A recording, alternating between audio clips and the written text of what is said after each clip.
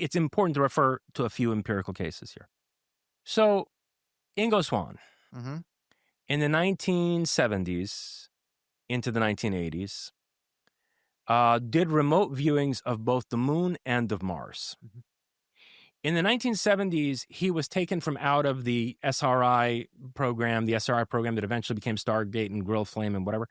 He was taken from out of that into some other black unit, which, he never learned what the name of it was. Some guy who identified himself as Axelrod took him like blindfolded by helicopter into some facility.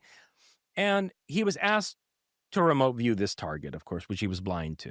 It turned out that the target was the moon. And now bear in mind just, that at this point we had detailed satellite reconnaissance photography of the moon. An important case in this regard is the testimony of Carl Wolf. Carl Wolf he was a photographic repair expert, and at that time sergeant in the early 1960s, leading up to the Apollo missions. And at one point, he was brought to what he thought was an NSA facility because he thought was a NASA facility because he'd never heard of the NSA. A lot of Americans hadn't. It turned out it was an NSA facility that was processing lunar orbiter reconnaissance photos. And Carl Wolf, long story short, he says he, in the course of repairing this machine, was shown mosaic photographs of a huge megalithic city on the dark side of the moon. That there was a city with largely polygonal architecture, Titanic scale structures, but they weren't made of metal and glass. They were made of something that, to him looked like poured stone, like concrete or something. And in fact, they reminded him of, megalithic architecture on the Earth. Now, back to Ingo Swann. So point being, if Carl Wolf saw mosaic photographs in the 1960s, Swann in the 70s is being tasked to remote view the moon by people who have access to these photographs. So I'm thinking And they Carl want Wolf him... died a mysterious death after he. Exactly. So by the way, Carl Wolf, and this is horrible. These, So, I mean, what are we discussing? Disclosure and how disclosure could be manipulated. Well, just before this wave of so-called disclosure began, in 2017, 2018, poor Carl Wolf was run over just the way John Mack was run over, And I hardly think it's a coincidence because he would definitely have been one of the people subpoenaed to testify. Mm-hmm. And what Carl Wolf had to say is something that whoever's gatekeeping this whole disclosure business does not want out there in the public. Mm-hmm. In any case, Ingo Swann in the 1970s, when he was remote viewing what was on the moon, was dealing with people who had access to these photographs. And I think what they wanted was for him to snoop around on the ground, as it were, get a ground's eye view of this city on the dark side of the moon. And here's what he saw there. He saw tall Nordic people, statuesque Nordic people, who gave him a look like, you don't belong here. Get the fuck out of here and don't come back. And he saw these same people lording over basically armies of slave laborers who he said were naked, meaning that they're probably under some kind of a dome that we can't see, transparent dome or something. And they were living in these like ramshackle, like makeshift shelters under appalling conditions, conducting slave labor on the moon. Swann also remote viewed Mars in the early 80s. And he said these same people who he had seen on the moon were responsible for a civilization, the ruins of which he viewed on Mars. There were very large, like honeycombed cities, which he said showed evidence of explosions, internal explosions. Like, he said he had the impression that a battle had taken place there. What's funny you say that. There's a PhD physics who's I think he worked at Sandia or Los Alamos and also Lawrence Livermore. His name is John Brandenburg, and he says that xenon 129 and argon 40 exist in excess of what you would ever expect just from natural radioactive isotope decay, and that proves that there was actually some nuclear holocaust on Mars. Well, they found a large amount of xenon 129, which is the product of two things. Supernova explosions and hydrogen bomb explosions. Mm. And we know there was no supernova on Mars. If there was, there wouldn't be a solar system here. And you said there was one other argon. There was also there's when you irradiate rocks that have potassium in them, and all rocks do, they produce a isotope called argon 40, and that's super abundant on Mars. So you have two things that are products of what look like an intense nuclear reaction on Mars in the atmosphere. Yeah, I spent several days with Dr. Brandenburg in New Mexico, and I put this in Closer Encounters, this research of Dr. Brandenburg, that basically the deviation from normal of the isotopic ratio of xenon-129 in Cydonia specifically, where we have photographic evidence of ruins on Mars, the xenon-129 isotopic signature at Cydonia, he has discovered, is only matched by thermonuclear test sites on the Earth. It's the only other place in the solar system where we see that kind of signature. And he came to that conclusion when he was working at Sandia Labs, which is where, nuclear weapons research takes place in the United States, okay? So there's evidence that some kind of a nuclear confrontation took place on Mars. And by the way... And Carl Sagan called him and said, hey, John, why are you causing so much trouble? Yeah. I found that very interesting. Carl Sagan, who held definitely security clearances and knew more than I'm pretty convinced Sagan was a member of Majestic. That would make sense to me. Yeah. Yeah. Because he sort of flipped to he was very interested in UFOs. We know earnestly interested growing up. His mentor, he would have debates, the book he wrote was Shklovsky, the Soviet scientist. He co-wrote Intelligent Life in the Universe. And Sagan himself at that point was saying, we should look at ancient myths and check the archaeological and historical record for contact and so on and so forth. There you go. And then all of a sudden... And he had a security clearance, I think, project, was it A119, I think, in the late 50s, where they were considering nuking the moon as a show of force against the Soviets. And he had a security clearance through the Air Force through that. And then it was interesting. He sort of flipped into anti-UFO mode and like almost official priestly citadel spokesman of the American scientific community, right as J. Allen Hynek moved from, rationalizing, explaining everything away via Project Blue Book, the official Air Force fake program, into more openness. Like it was like kind of late 60s, early 70s. It's kind of this interesting kind of, thing. And he was the right age by that point to be recruited into such an organization, In any case, Brandenburg came to the conclusion that something like an Empire State building's worth of nuclear weapons had been detonated to produce that kind of a deviation of xenon-129 isotope at Cydonia. But so Swan saw evidence of this on the ground, okay, like a devastated civilization.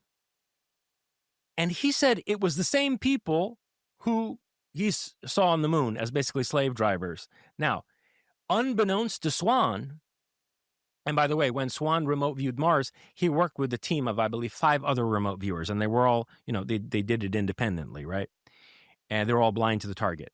But unbeknownst to that whole team led by Ingo Swan, in 1984, I think it was the same year, in 1984, Joe McMoneagle at the Monroe Institute did a remote viewing of Mars for the CIA. And really? I thought it was in the 90s. No, really? 1984. 1984. Yeah, go look it up. The paper's available now. It's been declassified. Wow. You can read the whole report. Yeah. It's been declassified by the CIA. Yeah. And it's 1984. I believe the title is Mars 1 million BC. Yeah. And because initially they say to him, go to Mars like 1 million BC. That's what's in the envelope, right? But what he said to them was, when McMoneagle wound up there, he said, oh, it's all in ruins. It's there were people once here. I see like ghosts of people who once were, but they're not here anymore. I saw people who were 12 to 14 feet tall. So then yes. So they said to him, okay, well, if it's devastated and the people aren't around anymore, go back to when they were around. Now, he never reports on how far back that was. He just goes mentally to when they still had a civilization. So they go back to 1 million, and there's some recent ruins, and then he goes back further. Exactly. And he sees the people. Exactly. Now, okay. These people are the same again as Swan saw. Very tall, sort of Nordic people, very broad-shouldered people, not an ounce of body fat. They're wearing these skin-tight clothes, that reveal every contour of every muscle. And he says some very interesting things about their worldview, their outlook, and their dying civilization. But what's most interesting is this. He says that a group of them were sent out in a craft to go scout out a new world that they could possibly develop as a habitation for themselves, because Mars was no longer a planet on which they could survive, right? And this scout ship runs into a planet where there are constant electrical storms. There's a tremendous amount of volcanic activity. It's the opposite of Mars, but in a way that's also difficult to support human life. In other words, it's overgrown with vegetation, right? It's an incredibly volatile but living planet. And they're like, we can't live in this planet under these conditions. We would have to modify this planet to live there. And so I suspect that what's going on there is the scouting out of a primordial Earth by people from Mars. Which then brings us to the question of the moon, and what the moon is, right? I mean, so we've got Carl Wolf telling us there's a city on the dark side of the moon. We've got Ingo Swann having done remote viewing that confirms that. But I think that the situation with the moon is actually a lot more disturbing than there simply being, a city-sized alien base on the backside of the base on the backside of the moon. You look at the geometry and the mathematics of the moon in relation to the Earth and the sun, it makes no sense. The moon is 1/400th the distance between the Earth and the sun, and it's 1/400th the size of the sun. And so that creates these perfect eclipses that we see, right? That by itself is very odd. And then you look at the fact that the craters on the moon are all only a few miles deep. You never find a crater on the moon that's more than 5 or 6 miles deep. But some of these craters are like 186 miles wide, right? So, and at the base of the largest craters, you see a convex surface. In other words, it looks nothing like the Grand Canyon or the Valles Marineris on Mars, where an asteroid would hit it and you'd see a deep gouge that should be proportionally as deep as it is wide. No. What you're seeing, apparently, is a hard shell that's being revealed through the impact against the regolith by whatever object. The ejecta is going 186 miles out in every direction, but there's never a crater deeper than a few miles, and what's being revealed there at the crater base is a hard convex surface. Then there's the impact. One of them was a test, one of them was accidental. The first one, I think part of an Apollo lander hit the moon, and there was a seismograph that had already been positioned there, and it registered basically the seismic signature that you would face if you were measuring a hollow object. That basically the reverberations went down for about 20 miles, and then they stop. And the way that the reverberation was distributed throughout the moon suggested that, as the observers, put it, it rang like a bell. And so then they repeated this test deliberately a second time. I think it was in Apollo 13. And this time they hit it with a more significant impact. And this kind of seismic signature was observed for 3 hours. The moon basically ringing like a hollow object for 3 hours.